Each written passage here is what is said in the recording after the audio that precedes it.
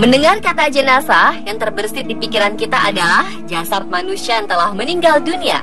Tapi tahukah Anda, walau sudah tak lagi hidup, ternyata ada beberapa jenazah yang masih menimbulkan kontroversi. Penyebabnya bervariasi, mulai dari penyebab kematiannya, keadaan yang tetap utuh meski sudah meninggal bertahun-tahun, hingga hilangnya jasad dan ditemukan puluhan tahun kemudian. Jenazah siapa saja yang kontroversial ini? Berikut On The Spot merangkumnya dalam 7 jenazah yang penuh kontroversi versi On The Spot.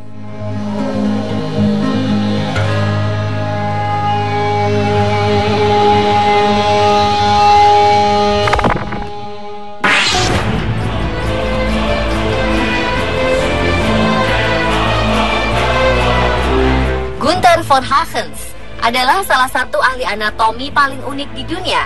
Sosok yang dijuluki dokter kematian ini seringkali membuat karya seni yang terbuat dari jasad. Tak hanya jasad manusia, di tangannya bangkai binatang pun bisa jadi sebuah karya seni. Sejumlah karya terbaru yang terbuat dari jasad manusia dipamerkan dalam pameran Body Worlds di Roma, Italia 2011 lalu. Termasuk jasad seorang ibu yang sedang mengandung yang sudah diplastinasi atau diplastikan. Jasad-jasad yang dipamerkan ini sudah mendapat izin dari pihak keluarga, sehingga Gunther telah mengantongi izin resmi atas jasad-jasad ini. Sementara koleksi bangkai binatang terbaru Gunther dipamerkan di Museum Senckenberg, Frankfurt, Jerman, dalam sebuah pameran bertajuk Körperwelten der Tiere atau Dunia Binatang. Pameran-pameran lain telah diselenggarakan Gunther di sejumlah negara besar di dunia. Tentu saja pameran jenazah ini mengundang kontroversi dari berbagai pihak.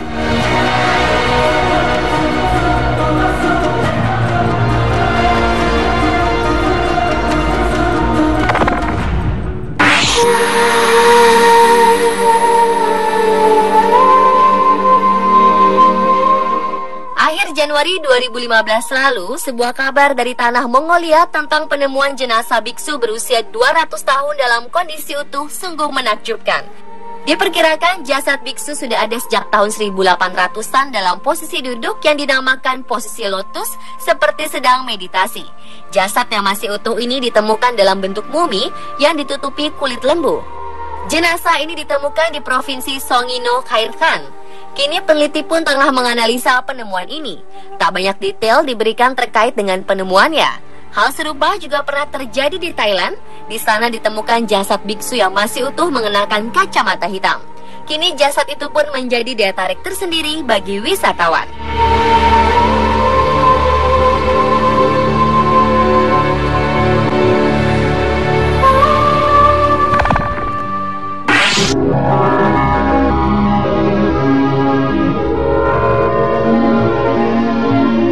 Benarkah jasad di Tanah Toraja bisa berjalan sendiri? Hal ini mungkin masih menjadi pertanyaan besar. Berdasarkan cerita turun-temurun, diceritakan sejak peperangan yang terjadi antara Toraja Barat dan Toraja Timur ratusan tahun lalu telah meninggalkan sebuah cerita yang hingga kini masih dipercaya oleh sebagian orang Toraja. Dalam peperangan tersebut, masa Toraja Barat mengalami kekalahan dan menewaskan banyak orang. Namun saat akan pulang ke kampung mereka, seluruh jasad tiba-tiba bisa berjalan. Pada keturunan selanjutnya, orang-orang Toraja sering menguburkan jasadnya dengan cara jasad tersebut berjalan sendiri ke liang kuburnya. Hingga kini, tradisi ini dikabarkan masih dilakukan oleh sebagian orang. Jasad dibuat berjalan dengan menggunakan daya magis yang mampu menghidupkan kembali baik manusia maupun hewan untuk sementara saja. Kini praktek jasad berjalan tersebut sudah jarang dilakukan kepada jasad manusia. Kabarnya mereka lebih sering mempraktekannya kepada binatang seperti ayam atau kerbau yang diadu dalam keadaan leher terputus.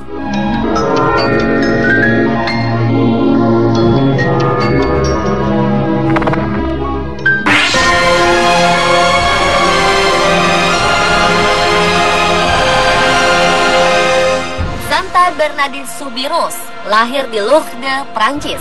Sejak kecil, kesehatan Bernadette memang kurang baik. Ia selalu saja menderita sakit, terutama asma. Tapi bukannya mengeluh, Bernadette selalu mempersembahkan semua penderitaannya kepada Tuhan sebagai pengganti pertobatan orang-orang yang berdosa. Suatu hari pada 11 Februari 1858, suatu peristiwa luar biasa terjadi. Saat sedang mencari kayu, Bernadette berkata bahwa ia melihat seorang lady atau Bunda Maria di sebuah goa yang disebut Masabile. Banyak yang tidak percaya dengan cerita Bernadette ini. Bahkan tidak sedikit orang yang mencemoohnya. Pada usia 22 tahun, Bernadette menjadi suster di Prancis. Ia wafat pada 6 April 1879 dalam usia 35 tahun karena penyakit tuberkulosis. Setelah kematiannya, tubuh Bernadette tetap utuh, meski ia telah meninggal lebih dari seabad. Tempat suci di Louvre kemudian menjadi situs utama untuk berziarah yang menarik jutaan umat Katolik setiap tahun.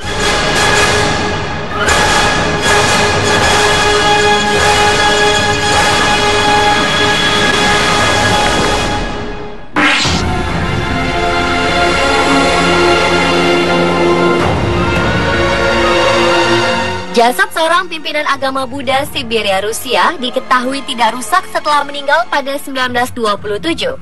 Hambo Lama Itigelov pertama kali diangkat dari kubur pada 1955 atas permintaan Lama. Pada pengangkatan ketiga pada 2002, mereka menemukan fakta mengejutkan di mana jenazah Itigelov tidak menunjukkan tanda-tanda pembusukan, masih sama seperti semula. Kuburan tersebut berisi sebuah kotak kayu. Di dalamnya duduk seorang lama agama Buddha dengan posisi duduk dengan kaki disilang serta mengenakan pakaian sutra dan kain. Seorang sumber mengatakan saat tubuh lama dibuka dari kuburnya, sendi-sendinya masih luwes dan bau harum tercium. Tubuh Hambo Lama Itigelov memang dianggap suci oleh penganut Buddha di daerah Buryatia, Rusia. Semasa hidupnya, Biksu Hambo Lama belajar di Aninsky Datsa, Universitas di Buryatia. Pada 1911, Itigelov menjadi Hambo Lama, kepala vihara agama Buddha di Rusia.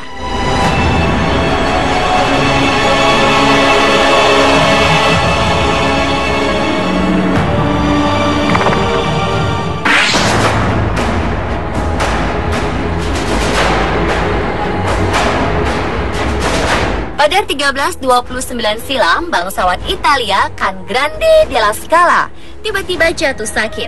Tubuhnya yang lemah tak lagi kuat menahan derita fisik. Ia kemudian meninggal dunia pada usia 38 tahun. Beberapa hari sebelum menghembuskan nafasnya, penguasa Verona ini baru memegang kendali atas kota Treviso. Namun desas-desus berhembus seputar kematiannya jika sang penguasa tewas diracun.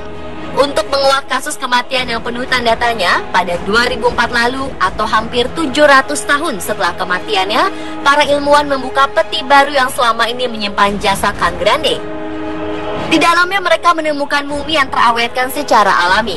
Para peneliti melakukan otopsi modern dan menemukan sisa-sisa kotoran dalam bagian pencernaannya. Pada 2007, peneliti menjelaskan jika mereka menemukan sejumlah besar serbuk sari chamomile, murbei hitam, dan yang tak terduga adalah foxglove atau digitalis dalam kotorannya.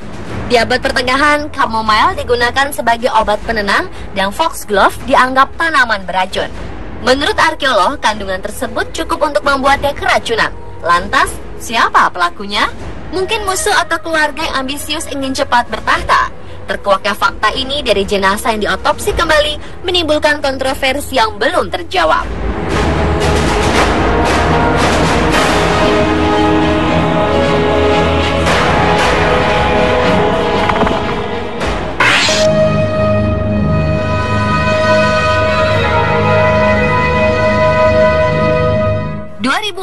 Lalu, jenazah seorang pendaki ditemukan di Gunung Mont Blanc, Alpen. Jenazah yang diketahui bernama Patrice Haifert, seorang pendaki muda yang sedang belajar sebagai pemandu pendaki ini, dinyatakan hilang sejak 1 Maret 1982. Ketika itu, ia baru berusia 23 tahun. Ia diketahui mendaki gunung seorang diri, namun cuaca buruk menghadangnya. Dan setelah itu, ia dinyatakan tak pernah ditemukan. Hingga pada Juli 2014, 2 pendaki menemukan jenazah Haifert. Tubuhnya ditemukan masih dalam keadaan baik karena terawetkan secara alami oleh suhu rendah di gunung tersebut. Polisi setempat mengatakan jika kartu identitas Haifert masih tersimpan di dalam dompet. Sang ayah yang juga seorang pendaki sangat terkejut dengan penemuan ini. Ia lebih memilih Haifert untuk dimakamkan dan didiamkan di gunung daripada harus tersimpan di dalam peti mati.